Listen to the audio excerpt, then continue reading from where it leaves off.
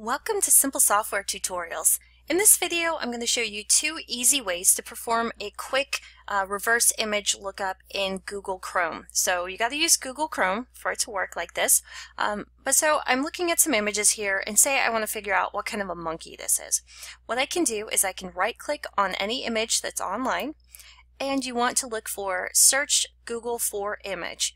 Now what this is going to do is this is going to perform an image lookup here. So I can see up here it's here's all this information about what kind of monkey this is, here's similar images, and here's pages that include matching images. So pretty simple, just right click on an image, search Google for image. That's number one. There's a second way that you can do this, and that is by going to Google and then clicking on images.